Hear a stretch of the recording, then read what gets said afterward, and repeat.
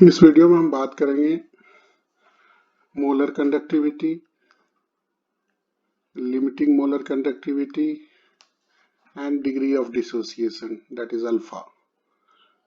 इन तीनों के बीच में जो रिलेशनशिप आता है खास करके for weak electrolytes, for weak electrolytes तो हम जनरल रिएक्शन एक लेते हैं, फॉर ए वीक एसिड का केस लेते हैं। वैसे ये सबके लिए एप्लीकेबल होगा, चाहे वीक एसिड हो, बेस हो या सॉल्ट हो। तो इस केस में अगर हम मान लीजिए कि हमारे पास एक एसिड है HB, एक्वस सॉल्यूशन है, H2O के साथ अगर हमने इसका रिएक्शन करवाया है तो ये बनेगा हमारा H3O plus plus aqueous plus B minus aqueous. अब let us consider that the initial concentration जो है, इनिशियल कंसंट्रेशन हमने इस पे एक और वीडियो भी डाला हुआ है अलग से वीक एसिड का डिसोसिएशन के लिए। तो इसमें इनिशियल कंसंट्रेशन C है हमारे वीक एसिड का, तो और इनिशियल तो हमारा प्रोडक्ट कुछ नहीं होगा, इसलिए 0 0 at equilibrium. At equilibrium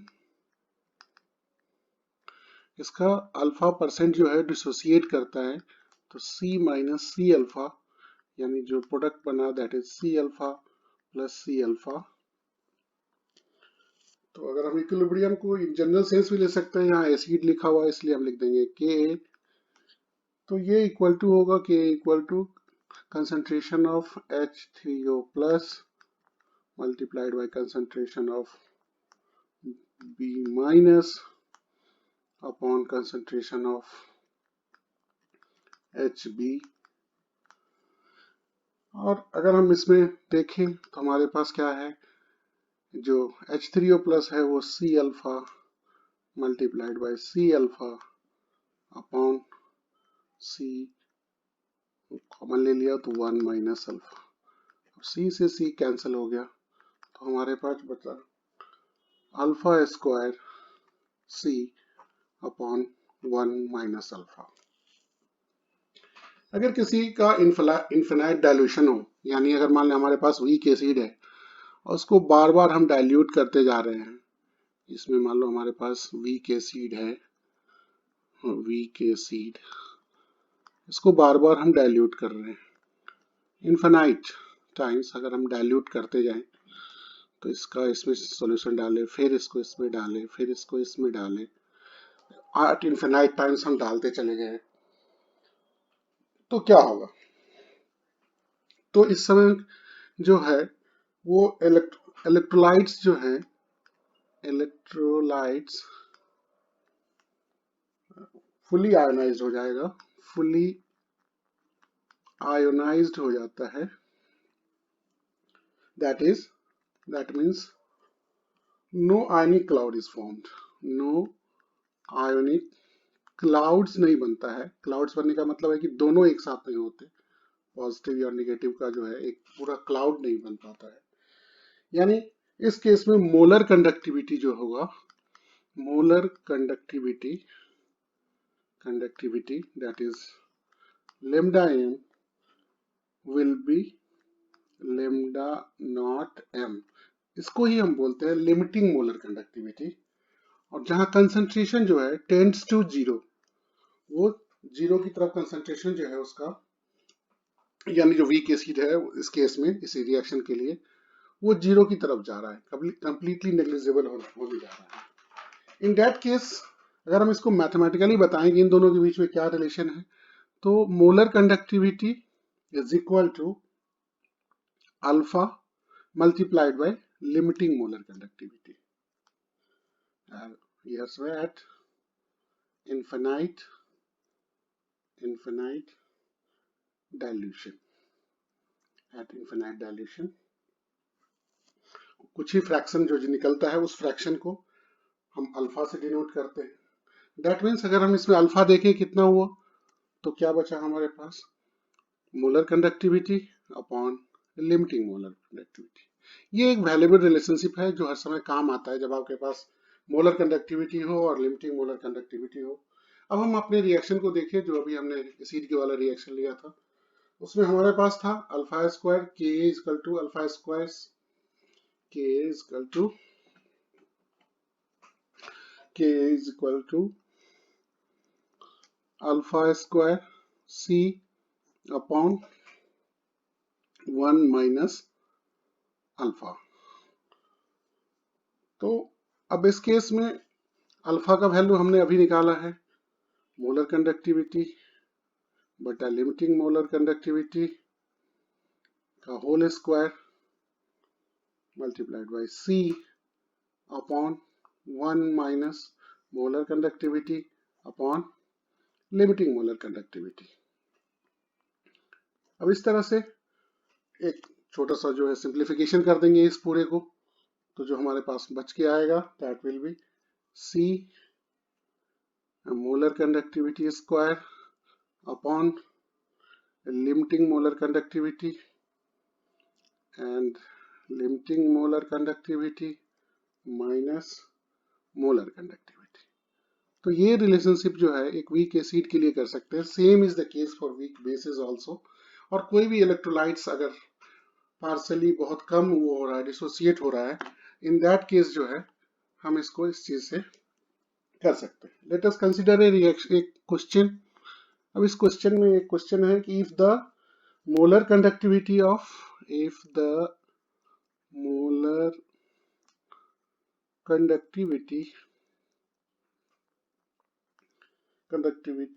of acetic acid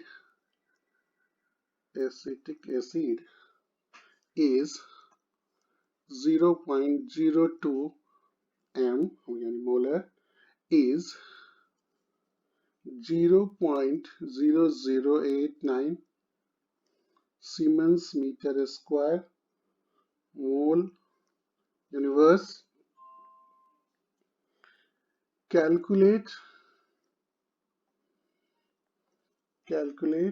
the degree of dissociation, the degree of dissociation जो हमारा अल्फा होता है, and also equilibrium constant and also equilibrium constant for the dissociation of this acid, of acetic acid या this acid। तो सबसे पहले हम degree of dissociation clearly निकालने के लिए हम क्या करेंगे, तो degree of dissociation alpha is equal to molar conductivity upon limiting molar conductivity, दोनों को दिया हुआ है already, it is given molar conductivity is 0.0089 upon 0.062, simplify कर दें इट विल बी 0.14।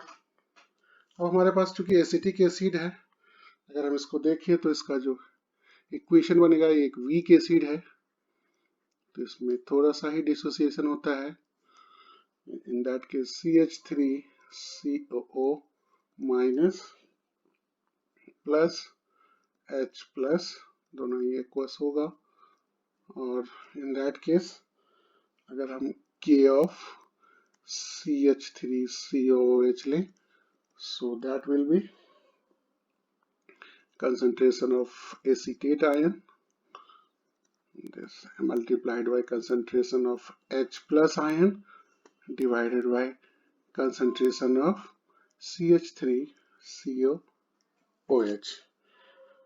और हमने ऑलरेडी इसके लिए निकाला हुआ है ये पहले ही कि इसका हो जाएगा C alpha square upon 1 minus alpha,